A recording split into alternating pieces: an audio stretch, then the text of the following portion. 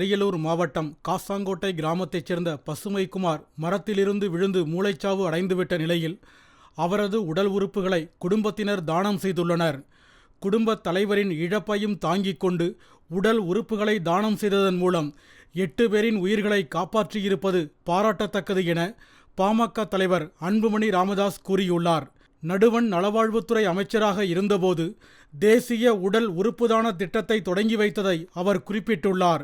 உடல் உறுப்பு கொடை குறித்த விழிப்புணர்வு இன்னும் அதிகரிக்க வேண்டும் என்றும் அதன் மூலம் இறந்தும் பிறரை வாழ வைக்கும் கலாச்சாரம் தழைக்க வேண்டும் என்றும் அன்புமணி ராமதாஸ் தெரிவித்துள்ளார். உடுமலை மற்றும் அதன் சுற்றுவட்டார பகுதிகளில் இன்று வழக்கத்துக்கு மாறாக கடும் பனிப்பொழிவு நிலவியது. காலை 8 மணியை கடந்தும் பனிமூட்டம் விலகாததால் ஊர்தி ஓட்டிகள் முகப்பு விளக்குகளை எரியவிட்டபடியே பயணிக்கும் நிலை ஏற்பட்டது. மும்பையில் நடைபெற்ற தேசிய அளவிலான சறுக்கு சக்கர போட்டியில் தென்காசி மாவட்டத்திலிருந்து பங்கேற்ற மாணவ மாணவிகள் 8 தங்கம் உட்பட 14 பதக்கங்களை வென்று அசத்தினர். பதக்கத்துடன் சொந்த ஊர் திரும்பிய அவர்களுக்கு தொடர்வண்டி நிலையத்தில் உறவினர்களும் பொதுமக்களும் மாலை அணிவித்து உற்சாக வரவேற்பு அளித்தனர்.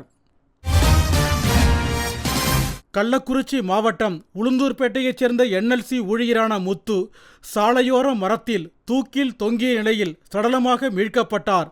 அதன் அருகே இருந்த குளத்தில் அவரது மனைவியும் மகனும் சடலமாக கிடந்த நிலையில் உடல்களை மீட்டு காவல்துறையினர் விசாரணை மேற்கொண்டு வருகின்றனர்.